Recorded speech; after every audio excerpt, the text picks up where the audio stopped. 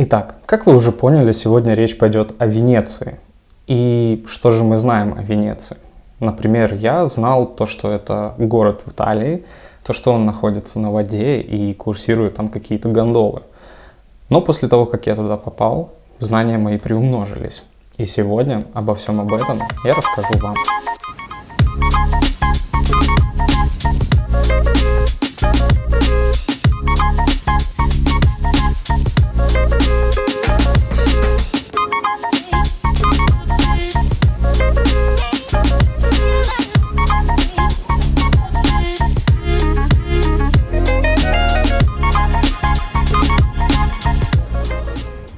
Нигде нет города, подобного Венеции. Так говорил Бальзак.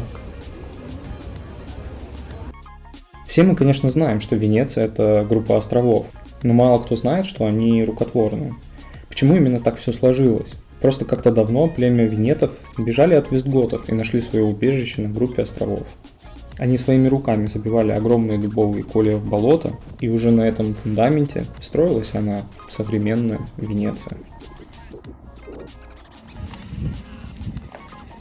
Но, наверное, самое удивительное то, что здесь вместо обычных улиц – каналы, а вместо обычных машин – лодки и гондолы. Здесь скорая, пожарные, мусоровозы и подвоз товаров – это тоже лодки. Здесь все напоминает о славном прошлом этого города. Не побывав в этом городе, никогда не сможешь его понять. А так как это самый туристический город, то понять его хотят очень многие.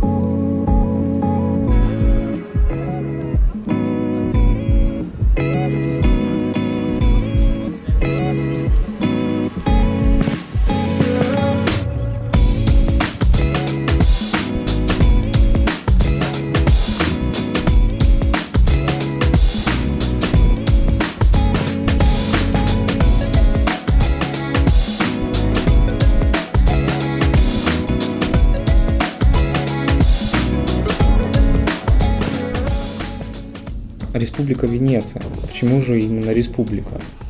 И все потому, что в те времена, когда еще не было современной Италии, были отдельные республики, и Венеция со своим доступом к морю была одной из самых великих. А великой она была за счет своих дожей. Дожи делали все для того, чтобы Венеция приумножала и процветала. А если этого не было, то им даже отсекали голову. И самое удивительное это то, что делали это там же, где их и короновали, на той же самой лестнице. Этот палац доджей видел около 100 дожей за всю свою историю. Кстати, в их выборе изначально принимали участие все жители Венеции. Потом уже все стало немножко по-другому. А девиз Венеции – это стабильность, сила и, конечно же, процветание. Сразу от палаца ведет знаменитый мост вздохов, а ведет он прямо в тюрьму. Идея его – это показать всю суетность власти, где от преступления до тюрьмы всего один шаг. Ну а назван он так, потому что давал возможность взглянуть на бухту и сделать последний вздох свежего воздуха. В Венецию приезжало и жило много знаменитых деятелей, но самое главное, что она была и матерью для таких. Город Тициана, были Диккенс, Твен, Вагнер, Хемингуэй и Гёте. Но самое главное в Венеции – это город купцов, одним из которых являлся Марко Поло. Он не просто обычный венецианский купец, а великий первооткрыватель. Его высмеивали, и даже церковь просила отречься от его небылиц. Но даже на смертном одре он утверждал, что все это правда. Если вы, как и я, о нем практически ничего не знали, то скажу только одно, что он 17 лет служил внуку Чингисхана и привез много полезного из Китая.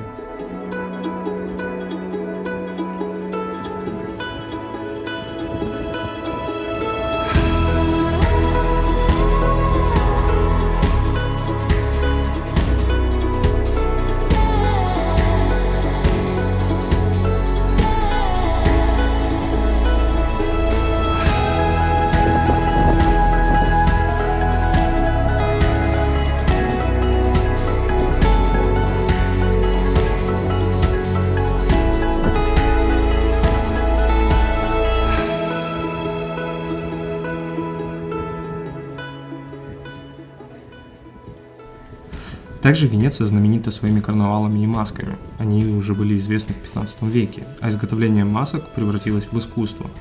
Карнавал – это когда на несколько дней в году все люди становились равными.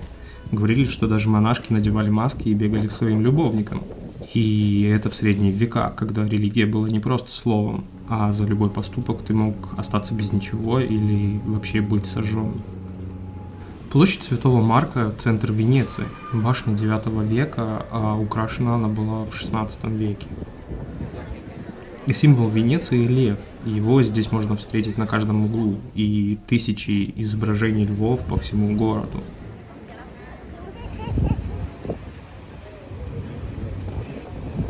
Кстати, давайте поговорим о двух колоннах у Палаццо Дожи. На одной колонне также изображен лев, но он не похож на остальные, так как эти колонны привезены с Востока в XII веке принцем Бедлоком. Но они также стали неотъемлемой частью Венеции и, к сожалению, темной ее частью, так как в средние века между ними стоял эшафот и проводились публичные казни. Также здесь, на площади Сан-Марко, находится и базилика Сан-Марко. Построена она на средства тамплиеров в XI веку, строили ее около 100 лет. Фрески – готика, на ней история похищения мощей святого Марка, а над входом, как обычно, страшный суд. Выше находятся лошади, но это уже репродукция.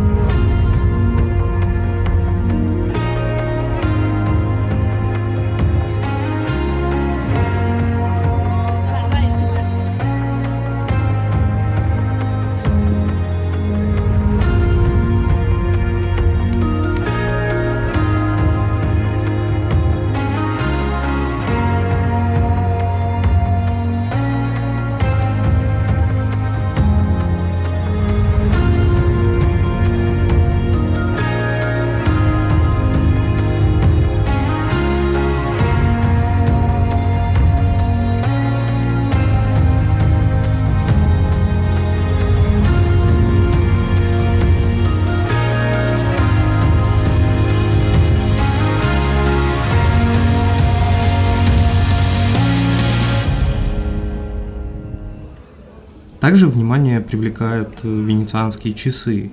Их можно увидеть на часовой башне Марко Дузи. И главной особенностью является то, что на них все движется. Планеты, созвездия, Солнце, Луна. И по этим часам можно узнать не только время, но и день, месяц, год. Также, упоминая Венецию, стоит сказать и о чумном докторе, и о чуме, так как во время чумы умерло около трети жителей всей Венеции, а потом все каким-то чудом прошло.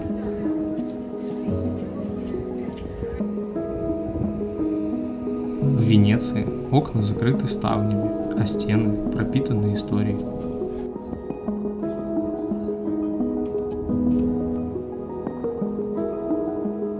Кстати, всем знаменитое слово «гетто» родилось также здесь, так как в 1516 году все еврейские жители были переселены в зону литейного завода, а на итальянском это гетто. Так получилось первое в мире гетто.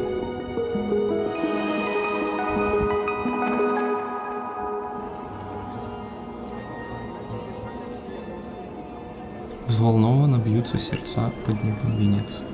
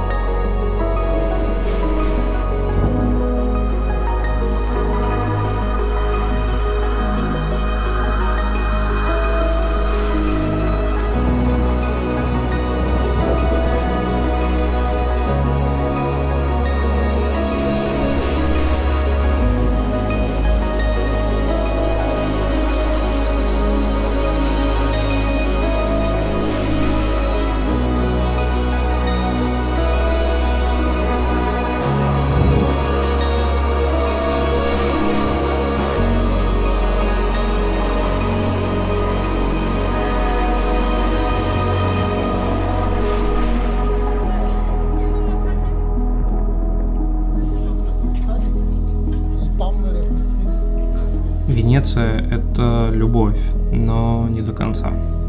Я бы хотел увидеть Венецию величественную, а не такая, какая она сейчас. Я посмотрел ее слишком быстро и, наверное, не смог разглядеть ее душу. Также в ней столько всего, что попросту не успеваешь отдыхать от впечатлений.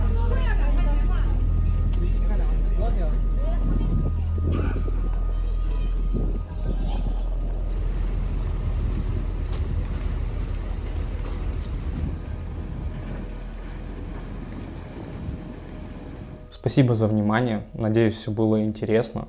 Путешествуйте. Мир прекрасен, и он весь ваш.